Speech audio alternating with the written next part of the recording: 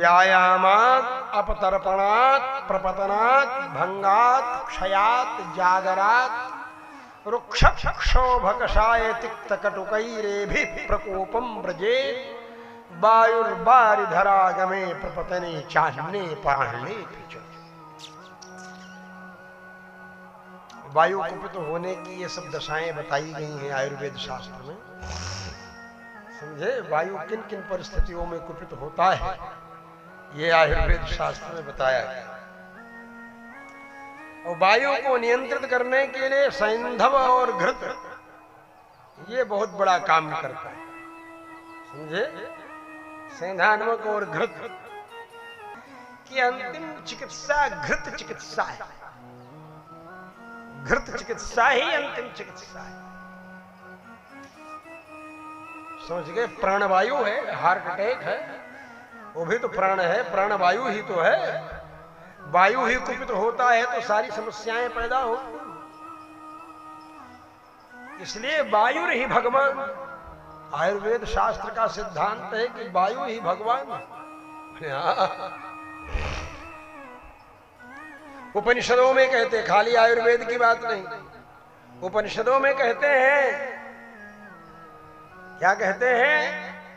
नमो ब्रह्मणे, सबका नाम लेते, ब्रह्मा का भी नाम, ब्रह्म का। शन्नो मित्र शं वरुणः, मित्र हमारे सूर्य, सूर्य का नाम, वरुण का नाम।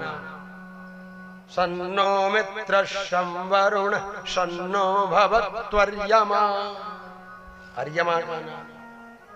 शन्न इंद्रो बृहस्पति, इंद्र का नाम, बृहस्पति का नाम, सब कल्याण कर। शन्नो विष्णुरुक्रमः, अत्यंत पराक्रम संपन्न विष्णु का नाम। सबका मंगल हो, कल्याण हो, सब। लेकिन आगे क्या कहते हैं? प्रणाम अगर किया हाथ जोड़ करके किसी को, तो कहा नमस्ते वायु, हे वायु देवता आपको हाथ जोड़कर प्रणाम। और किसी को प्रणाम नहीं किया और सबका नाम ले लिया। सन्नो मित्र शं वरुण सन्नो भवत्वर्यमा सन्न इंद्रो बृहस्पति सन्नो विष्णुरुक्रमः, सबका नाम लेते गए। प्रणाम किसको किया? नमस्ते वायु, हे वायु आपको प्रणाम। त्वमेव प्रत्यक्षं ब्रह्मासि, तुम्हें प्रत्यक्ष ब्रह्म हो। वायु बिगड़ जाए, आपकी सारी की सारी प्रसन्नता जो है गायब। वायु कुपित हो जाए तो पेट के मध्य भाग से लेकर के गले तक लगे कि कोई चाकू गड़ा रहा है, कोई लूकी गड़ा रहा है आग की। लगता है कि नहीं लगता? यही वायु का उपद्रव है। इसीलिए वायु तुमेव प्रत्यक्षं ब्रह्म से, वायु तुम्हें प्रत्यक्ष ब्रह्म हो। वायु का इतना महत्व है कि अगर आप मुंह में कौर रख लिए हैं, बड़ा स्वादिष्ट है, लेकिन वायु का सहयोग न हो तो आपके पेट में नहीं जा सकता।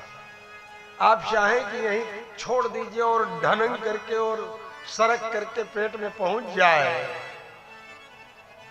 तो आप सरकाना भी चाहेंगे तो मरने जीने की नौबत आ जाएगी। जब तक पंपिंग नहीं होगी, जब तक प्रेशर नहीं पड़ेगा वायु का, तब तक आपका भोजन भी पेट में नहीं जाएगा, एक घूंट पानी भी नहीं जाएगा। एक घूंट पानी भर के सोचो कि हम छोड़ दें, ऐसे बह कर पहुंच जाए, करके देखना एक दिन, तब पता चलेगा, लेने के देने पड़ जाएंगे। उसके लिए आपको गुटुकना पड़ेगा, गुटुकने के लिए पंपिंग करनी पड़ेगी, वायु की हेल्प, हवा का सहयोग लेना पड़ेगा, नहीं तो नहीं जाए। चाहे खाना हो चाहे पीना हो, चाहे लघु शंका करना हो, चाहे शौच करना हो, बिना वायु के प्रेशर के न तो मूत्र त्याग कर सकते हैं, न मल विसर्जन कर सकते हैं। बिना वायु के सहयोग के तो आप खेखार मुंह में आ जाए कफ, तो वो भी जब तक वायु का प्रेशर थू जोर से पीछे से नहीं देंगे, तब तक आपके मुंह का थूक भी बाहर नहीं निकल पाएगा, लटकता रहे भले आपके दाढ़ी बह कर। इसलिए वायु ही भगवान, वायु को भगवान कहा गया। ये सब चीजें ध्यान देने की, इसलिए हमारे गट्टानी जी महत्वपूर्ण चीजें नोट कर लेते हैं। अब पता नहीं ये चीज नोट कर रहे हैं कि रामनामा लिख रहे हैं, राम राम राम राम राम राम लिख रहे हैं, जरूरी चीज नोट कर रहे हैं। दोनों ही होता है, कुछ लोगों को रामनामा लिखने का शौक होता है, लेकिन मैं देखा कि जब मैं कोई ऐसी बात बोलता हूं तो ये लिखना शुरू करते हैं, तो मैं सोचता हूं रामनामा नहीं है, शायद ये नोट तैयार कर रहे हैं। वायु ही भगवान है, इसीलिए कहा नमस्ते वायो तुमेव प्रत्यक्षम ब्रह्मास्मि।